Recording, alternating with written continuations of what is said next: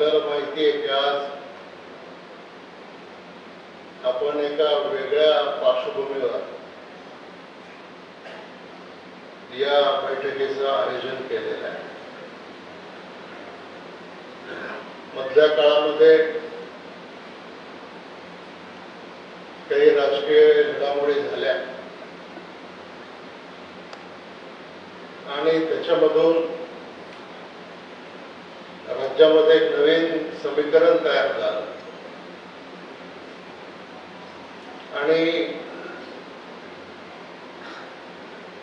अजितदादांच्या नेतृत्वाखाली राष्ट्रवादी काँग्रेस मंत्रिमंडळामध्ये त्या ठिकाणी सहभागी झाली. मी पण त्याच्यामध्ये सहभागी झालो. मला या निमित्तानं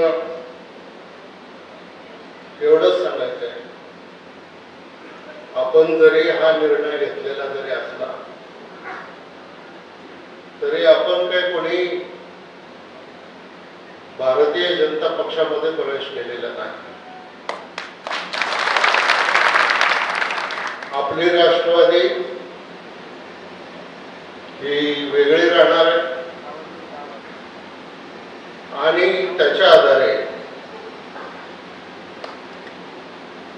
आपल्याला भविष्यामध्ये काम करायला लागणार आहे. तुम्ही सगळेजण मला ओळखता. मी गेले 40 वर्ष सार्वजनिक जीवनामध्ये काम करतोय. 81 सालापासून तर 88 सालापर्यंत आदरणीय शरदराव पवार साहेबांचा साहेब होतो. 90ला तुम्ही पहिल्यांदा निवडून दिलं. सरकार आपलं होतं. कुठल्याही दुसऱ्या पदाचा आपण काही आग्रह धरला नाही. 5 वर्ष आपण सत्तारूढ पक्षाचे आमदार म्हणून त्या ठिकाणी काम केलं. दुसरी निवडणूक झाली, त्याच्यामध्ये तुम्ही निवडून दिलं. त्या दुसऱ्या निवडणुकीमध्ये 95च्या शिवसेना भाजपचं सरकार आलं. आबा, अजितदादा, भुजबळ साहेब, आणखी अनेक आपले सहकारी सगळ्यांनी त्या काळच्या सरकारच्या विरोधामध्ये त्या ठिकाणी लढाई करायची ठरवलं. ही लढाई आपण केली आणि 99च्या निवडणुका ज्या वेळेला झाल्या त्यावेळेला तुम्ही मला पुन्हा निवडून दिलं. पुन्हा आपल्या तालुक्यातलं कुठलं शिष्टमंडळ किंवा मी स्वतः जाऊन कुठल्या पदाची मागणी केली नाही. साहेबांचाच मला फोन आला की तुला मंत्रिमंडळामध्ये समाविष्ट केलेला आहे आणि तुला ते काम करायचं. ते 5 वर्ष सुरुवातीला उच्च आणि तंत्र शिक्षण विभागाचा मंत्री होतो 2 वर्ष. त्याच्यानंतर ज्या वेळेला विजेचा प्रश्न राज्यामध्ये अधिक अवघड झाला त्यावेळेला मला बोलून सांगितलं की आता हे वीज खातं आहे, हे वीज खातं कोणीतरी शांत डोक्याने हाताळलं पाहिजे आणि ही जबाबदारी तू घे. ही जबाबदारी घेतली आणि विजेच्या क्षेत्रामध्ये मी जे काम केलं सरकारने केलं त्याच्यामधून विजेचा प्रश्न बराच हलका करायचा आपण प्रयत्न केला. नंतर कायदा आला, मंत्रिमंडळ मोठं होतं, मध्येच लोकसभेच्या निवडणुका आल्या होत्या. आपला या तालुक्यामध्ये आपल्याला मायनस राहायला लागलं. पक्षाने सांगितलं की तुम्ही मंत्रिपदाचा राजीनामा द्या. त्यावेळेला काही प्रश्न न विचारता तो राजीनामा दिला. 6 महिने बाहेर. पुढची निवडणूक झाली. पुढच्या निवडणुकीमध्ये मला पुन्हा मंत्रिमंडळामध्ये समाविष्ट केलं आणि मंत्रिमंडळामध्ये समाविष्ट केल्याच्या नंतर पुन्हा ऊर्जा विभाग आणि मेडिकल एज्युकेशनचा विभाग हा माझ्याकडे दिला गेला. त्याच्यानंतर परत काही घटना घडल्या. मुंबईला बॉम्ब हल्ला झाला. आर पाटलांनी राजीनामा दिला गृहमंत्री पदाचा. जयंत पाटलांना सांगितलं तुम्ही गृहमंत्री पदाची जबाबदारी स्वीकारा आणि मला सांगितलं की तुम्ही अर्थ खात्याची जबाबदारी सांभाळा. 1 वर्ष मिळालं, परंतु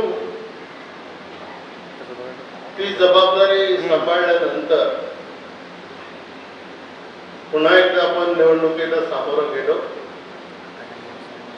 पुन्हा आपलं बहुमत आलं. आदरणीय पवार साहेबांनी मला सांगितलं की तुला आता विधानसभेचा अध्यक्ष व्हायचा. मी कुरकुर केली नाही. प्रतिप्रश्न विचारला नाही. साहेबांनी आदेश दिला तो मानला. कामही चांगलं करून दाखवलं. त्याच्यानंतर मग देवेंद्र फडणवीसांचं सरकार आलं. तेव्हा आम्ही 5 वर्ष विरोधी पक्षामध्ये काम केलं आणि मागच्या 2019च्या निवडणुकीमध्ये राज्यात तोच असं मिळाला की भाजप आणि शिवसेना एकत्र होती, पण साहेबांच्या नियोजनामुळं राष्ट्रवादी, शिवसेना आणि काँग्रेस या तिन्ही पक्षांनी एकत्र येऊन त्याच्यामध्ये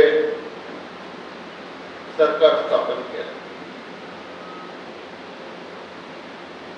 आम्ही ज्या वेळेला पक्षाच्या अंतर्गत बसायचो त्या वेळेला ज्या वेळेला पक्षामध्ये बसायचो त्या वेळेला सगळे आमदार तक्रार करायचे की आमची कामं होत नाही, काहीतरी आपल्याला निर्णय घ्यायला पाहिजे. आणि तो निर्णय आम्ही त्याच्यामध्ये घेतला. निर्णय सरकारमध्ये जाण्याचा जरी घेतलेला असला तरी महाराष्ट्रातल्या प्रत्येकाला आश्चर्य एका गोष्टीचं वाटलं आणि ते खरं आहे की याच्यात दिलीप वळसे पाटील कसं काय. आणि त्यांनी मला इतक्या वर्ष भरपूर प्रेम दिलं, सत्तेची स्थानं दिली, तुम्ही लोकांनी मतदान करून निवडून दिलं आणि त्यामुळे मी आपल्या मतदारसंघामध्ये आणि राज्यामध्ये काम करू शकतो. निर्णय घेताना तसं आम्ही पक्षातले काही प्रमुख 7-8 लोक 8 दिवसांनी 15 दिवसांनी पक्षाच्या संदर्भात चर्चा करण्याच्या संदर्भात पक्ष पुढे कसा नेता येईल बसत होतो. जी चर्चा झाली ती चर्चा सुप्रियाताईंना बोलावलं, त्याच्या कानावर घातली. तुम्ही साहेबांशी बोला. उत्तर मिळालं की 2-3 दिवस मला द्या, की 2-3 दिवसांनी निर्णय करा. काही रिप्लाय आला नाही. मग आम्ही सगळेजण उठून आदरणीय पवार साहेबांच्याकडे गेलो आणि त्यांना या सगळ्या कार्यकर्त्यांची म्हणजे आमदारांची, कार्यकर्त्यांची, पक्षाची जी काही भूमिका आहे ती भूमिका त्या ठिकाणी त्यांना आम्ही सांगितलं आणि मग त्याच्यामधून जे आजच्या तारखेला 35-40 आमदार, आपले 54 आमदार आहेत, 54 पैकी 35-40 आमदारांनी ही भूमिका घेतली आणि अजितदादांच्या भूमिकेला पाठिंबा दिला. आपल्या मनामध्ये एक शिल्लक होतं की आपले पवार साहेब एक उत्तुंग नेता आहे आणि एवढा उत्तुंग नेता आपल्या महाराष्ट्रामध्ये असताना, देशामध्ये असताना महाराष्ट्रातल्या जनतेनं एकदा सुद्धा पवार साहेबांच्या ताकदीवर पवार साहेबांचं राज्य आम्ही दिलं नाही. कधी 50 जागा, कधी 60 जागा, कधी 70 जागा. आणि मग हे जे आघाडीचं सरकार आहे, या आघाडीच्या सरकारमध्ये कमी जास्त जे होतं ते आपण त्याच्यामध्ये पाहिलं पाहिजे आणि त्याच्यातून हा निर्णय झाला. माझ्यासमोर मोठा पेच होता काय निर्णय करायचा, परंतु मधल्या काळामध्ये एक घटना घडली होती. त्यावेळेला आम्ही मंत्रिमंडळामध्ये होतो. त्यावेळेला काही लोकांनी एक प्रस्ताव मांडला इरिगेशन डिपार्टमेंटकडे आणि त्या प्रस्तावामध्ये मागणी केली की लिंब्याचं जे पाणी आहे हे लिंब्याचं पाणी त्याला बोगदा करून पलीकडे न्यायचं आणि जेणेकरून ते खाली जायचं. पाणी काही आपली वैयक्तिक मालमत्ता नाही. मी अहमदनगर जिल्ह्याचा 10 वर्ष पालकमंत्री होतो. कधी पुणे जिल्ह्यामध्ये आणि अहमदनगर जिल्ह्यामध्ये पाण्याच्या प्रश्नावर वाद होऊ दिला नाही. शेवटी आम्ही साहेबांच्याकडे गेलो. साहेबांनी देखील 2-3 मीटिंग या संदर्भामध्ये घेतल्या आणि त्यावेळेला लिंब्याचं जे पाणी आहे हे लिंब्याचं पाणी अशा उंचीवर तिथं बोगदा घेतला की 712 मीटरवर बोगदा घ्यायचा असं ठरलं. पण आपलं सरकार गेलं आणि या सरकारने असा निर्णय घेतला की बोगदा काढायचा तर वरतीने काढायचा. आधीची कल्पना अशी होती की पावसाचं जास्त पडणारं पाणी हे एकतर नदीला येतं नाही तर हे तर पाणी तिकडं पलीकडं जुन्नर तालुक्यामध्ये जातं आणि ते पाणी त्या ठिकाणी जर गेलं असतं आणि यांनी निर्णय घेतला की आता बोगदा एकदम धरणाच्या तळातच काढायचा. निर्णय झाला, फाईलवर निर्णय झाला. देवेंद्र फडणवीसांनी मीटिंग घेतली, संबंधितांच्याकडे ते पाठवलेलं आहे आणि मग त्याच्यामध्ये याची परिस्थिती काय होऊ शकते माहिती आहे का? लिंब्याचा बोगदा जेव्हा व्हायचा तेव्हा होईल, पण मध्यंतरी सरकारने एक निर्णय असा घेतला की या आंबेगाव, जुन्नर, शिरूर आणि पारनेर या तालुक्यामध्ये जे 65 बंधारे बांधलेले आहेत, या 65 बंधाऱ्यामध्ये गेली 25 वर्ष किंवा त्याच्यापेक्षा जास्त आपण पावसाळ्याने बंधारे भरतो, पण त्याच्यानंतर जेव्हा पाणी कमी पडेल तेव्हा आपण पाणी सोडतो आणि बंधारे पुन्हा त्या ठिकाणी भरतो. सरकारने निर्णय असा घेतला की बंधारा फक्त पावसाने भरेल तेवढंच पाणी तुम्हाला परत धरणातून पाणी बंधाऱ्यांना सोडणार नाही. काय परिणाम होईल याचा? आपण 4-4 आवर्तन करतो आणि 4-4 आवर्तन आपण करत असताना आज आपल्या सगळ्या परिसरामध्ये, जुन्नरचा परिसर असेल, आंबेगावचा परिसर असेल, शिरूरचा परिसर असेल किंवा पारनेरचा परिसर असेल, या सगळ्या तालुक्यामध्ये आज 5-6 कारखाने आहेत. ऊसाला पाणी नाही मिळालं, दुसऱ्या कुठल्या पिकात तर पैसे मिळतच नाही. ऊसाला पाणी नाही मिळालं, ऊसच आला नाही, शेतकऱ्याची आर्थिक स्थिती बिघडून जाईल. आपण ज्या दुष्काळी तालुक्यांना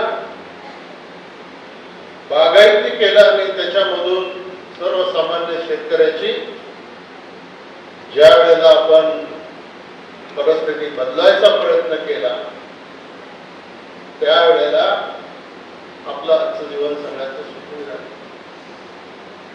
उद्या मी काय हयातभर आमदार राहीन किंवा मंत्री राहीन असं नाही, परंतु उद्या ही परिस्थिती आली तर माझ्या मते हा इकडचा सगळा परिसर दुष्काळी झाल्याशिवाय राहणार नाही. द्वंद्व मनामध्ये होता. एका बाजूचा हा तालुक्यातला ज्वलंत प्रश्न, एका बाजूला आदरणीय पवार साहेबांचा प्रयत्न. कदाचित काही लोकांनी मला असे सांगितलं, तुम्हाला काय बाहेर राहून सुद्धा हे करता आलं असं, पण तसं शक्य होत नाही. त्याच्यामध्ये निर्णय करून घेताना मोठी ताकद लावावी लागते आणि ती ताकद लावण्याचा निर्णय आपण त्या ठिकाणी केला आणि मग मी निर्णय घेतला. आम्ही साहेबांच्या कानावर एक गोष्ट घातली, साहेबांनी संमती दिली असं नाही, परंतु 55 पैकी 40 आमदार ज्या वेळेला हा निर्णय घेत आहेत त्याला काहीतरी कारण असेल आणि मग चर्चा अशी पुढे यायला लागली की ज्याच्यावर ईडीची नोटीस आहे किंवा इन्कम टॅक्सची नोटीस आहे, त्या लोकांनी घाबरून जाऊन स्वतःला सुरक्षित करण्यासाठी हा निर्णय केला. आता तो प्रश्न सगळ्यांना माहिती आहे, कोर्टात मी त्याच्यावर काही बोलू इच्छित नाही. फक्त तुमचा आमदार म्हणून मी या आंबेगाव तालुक्यातल्या जनतेला आणि महाराष्ट्रातल्या जनतेला सांगू इच्छितो की दिलीप वळसे पाटलावर कुठलीही ईडीची नोटीस नाही.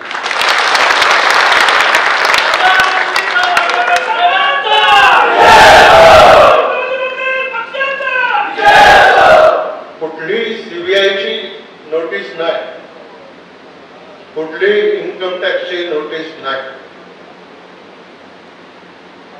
त्यामुळं काहीतरी स्वतःच वैयक्तिक करण्याच्या दृष्टिकोनातून हा समाजाच्यासाठी आपण निर्णय घेतला.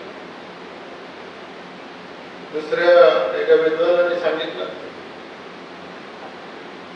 की गोवर्धन डेअरी, पराग डेअरी या डेअरीमध्ये वळसे पाटलांची भागीदारी आहे आणि त्यांच्या कंपनीला काही नोटीस आली असेल म्हणून यांनी असा निर्णय घेतला. मी आज पुन्हा एकदा तुम्हाला सांगतो की पहिल्या दिवसापासून त्यांनी 92 साली डेअरी काढली.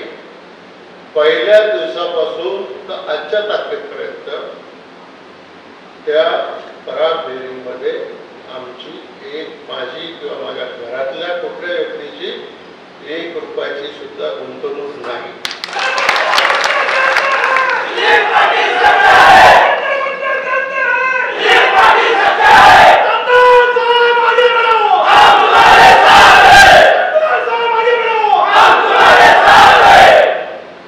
आता देवेंद्र शेठ त्यांची माझी पहिली ओळख झाली 1988 साली रामकृष्ण मोरेंच्या निवडणुकीमध्ये. तिथं नंतरच्या स्टँडला कार्यालय काढायचं होतं आणि पुढच्या नव्हत्या आणि ते मासे आले आतमध्ये, आता पुढच्या नाही पण मी आता लगेच बोलतो. अशी आमची ओळख झाली, मैत्री झाली. माझ्या आधी कैलासवासी दत्तात्रय वळसे पाटील दादा यांचे तीनकडे ते संबंध या सगळ्या शहा कुटुंबियांशी किंवा संदड्या कुटुंबाशी आणि शरद बँकेच्या सुद्धा स्थापनेमध्ये जे 2 चीफ प्रमोटर होते त्याच्यातला एक प्रमोटर कैलासवासी दत्तात्रय वळसे पाटील आणि दुसरा प्रमोटर देवेंद्र शेट्टी वडील प्रकाश बाबूलाल शाह. आणि आज त्याच्यामधून ही बँक पुढे आलेली आहे. त्यात आमचे दुसरे अवॉर्ड्स आहेत ते बरेच सुटलेले. त्याने एक आरोप केला की एकनाथ शिंदे ज्या वेळेला सगळ्या आमदारांना घेऊन गेले त्यावेळेला दिलीप वळसे पाटील यांनी गृहमंत्री म्हणून त्यांना मदत केली आणि त्यांना पार पाडलं. साधा प्रश्न आहे की ज्या मंत्रिमंडळामध्ये मी आहे आणि गृहमंत्री आहे आणि हे झाल्याच्या नंतर सरकार पडलं तर माझंही पण जाणार आहे, पण आम्ही उद्धवजी ठाकरे साहेबांच्या कानावर मी असेल, आदरणीय पवार साहेब असतील, अजितदादा असतील, त्यांना अनेक वेळा सांगितलं. आधी 6 महिन्यापासून आम्ही सांगत होतो की उद्धवजी काहीतरी गडबड आहे तुमच्या पक्षामध्ये, इंटेलिजन्सचा रिपोर्ट आमच्याकडे आहे, तुम्ही तुमच्या पक्षाचा जरा काय दुरुस्ती करायची असेल ते करा. ते म्हणायचे तुम्ही काळजी करू नका, मी करतो. आम्ही त्याच्यातून हे सगळं जे रामायण. आता इथं माझा मदत करण्याचा प्रश्नच येतो कुठं. हे जर मुख्यमंत्र्यांच्या कानावर, उपमुख्यमंत्र्यांच्या कानावर, पवार साहेबांच्या कानावर, सगळ्यांच्या कानावर जर घातलेलं आहे तर त्यांच्या मला सार्वजनिक जीवनात येऊन 40 वर्ष झाली. त्यांचं आजचं वय 37 वर्षाचं आहे. त्यांनी एक पोस्ट टाकली की तुम्हाला आणखीन काय काय द्यायला पाहिजे. साहेबांनी सगळं दिलं, काही कमी पडू दिलं नाही.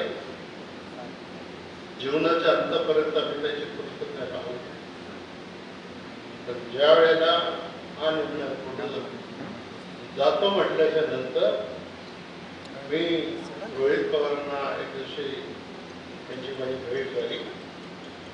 मी म्हटलं, रोहित, मतदारसंघाचाच प्रश्न जर असेल तर तुम्हाला माझी एक विनंती आहे की पाहिजे तर मी आमदारकी सोडतो,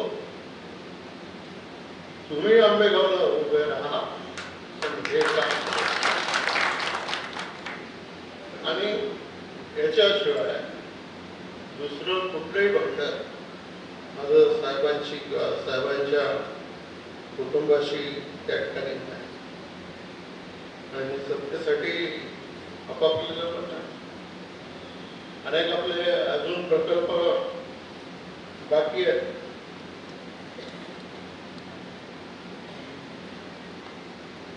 कलमोडी बाकी आहे. आदिवासी भागातल्या पाण्याचा प्रश्न आता सरकारने सर्वे काढायला आपलं सरकार असताना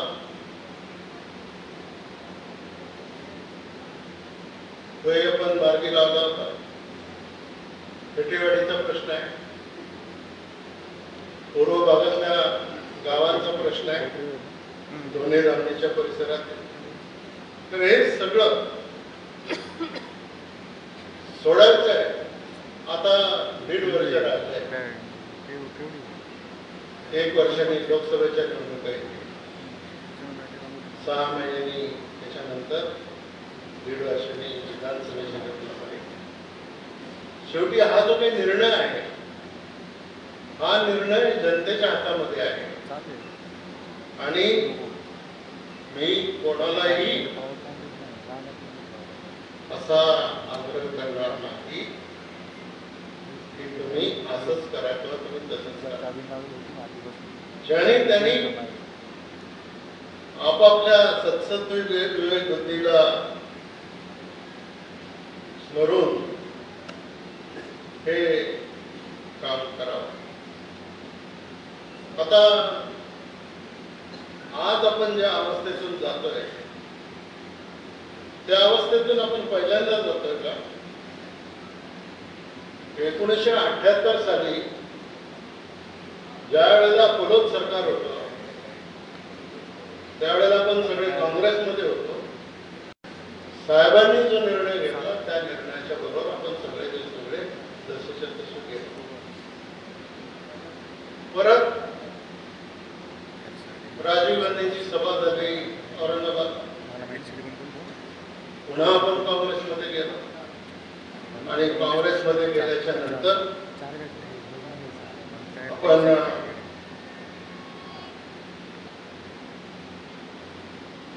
काही दिवस साहेबांना मुख्यमंत्रीपद दिलं. आणि हे करत असताना आपण सुद्धा सोनियाजींच्या सिटिझनशिपच्या विषयावर एक वेगळी भूमिका आपण घेतली. आणि त्या निर्णयाला आपण सगळे साहेबांच्या बरोबर राहिलो. त्यामुळं आपली लढाई काही साहेबांशी नाही आहे. आपल्याला साहेबांच्या बद्दल राग नाही. मी तर तुम्हाला सगळ्यांना सांगेन की ज्या दिवशी इथं साहेबांची समजा सभा असली तर आपल्या सगळ्या कार्यकर्त्यांनी तिथं जावं. आणि सगळ्यांनी, कारण त्यांनी आपल्या तालुक्याला एवढं भरभरून या सगळ्या परिसराला दिलेलं आहे. आम्ही ज्यावेळेला म्हणतो की आम्ही कारखाना निर्माण केला, आम्ही ज्यावेळेला म्हणतो आम्ही बँक निर्माण केली, बंधारे निर्माण केले, हे सगळं करत असताना दर वेळेला मी हेच सांगितलं की पवार साहेबांच्यामुळे झालं, माझ्यामुळे झालं असं मी कधीही त्याच्यामध्ये सांगितलं नाही. आणि त्याच्यामुळं आपली लढाई त्यांच्याशी नाही आणि करण्याचा प्रश्नही येत नाही. उद्या निवडणुकीचं काय व्हायचं ते होईल, त्याची काही मी फार चिंता करत नाही. आता अजून बरीच कामं आहेत आपली. पण आता हे झाल्याच्या नंतर मगाशी गावडे साहेबांनी सांगितलं की आता गावात 2 पार्ट्या झालेल्या त्या ग्रामपंचायतीच्या निवडणुकीत आणि ग्रामपंचायतीच्या निवडणुकीत 2 पार्ट्या झाल्यामुळं एक गट इकडे आला तर एक गट तिकडे गेला, अशा प्रकारची परिस्थिती त्याच्यामध्ये आहे. परंतु मी तुम्हाला हे सांगतो, माझ्या शेवटच्या श्वासापर्यंत या तालुक्यातल्या जनतेला कुठेही काही कमी पडू देणार नाही, कुठेही अंतर पडू देणार नाही, हेच मी आपल्याला या निमित्तानं सांगू इच्छितो. आता काही लोकांनी निष्ठेचा प्रश्न तयार केलेला आहे. तुम्ही ऐकलं ना लोकांनी?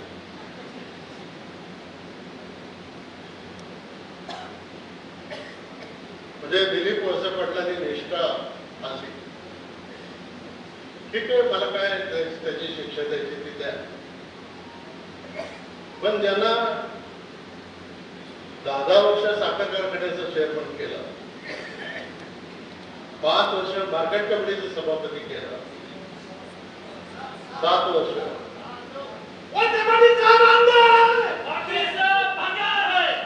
लोकसभेला तिकीट दिलं आणि आता त्यांनी वेगळी भूमिका घेतलेली आहे.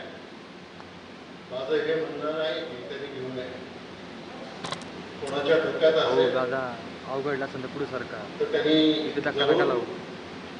स्वतःचं नशीब आजमावून बघायला काय हरकत नाही.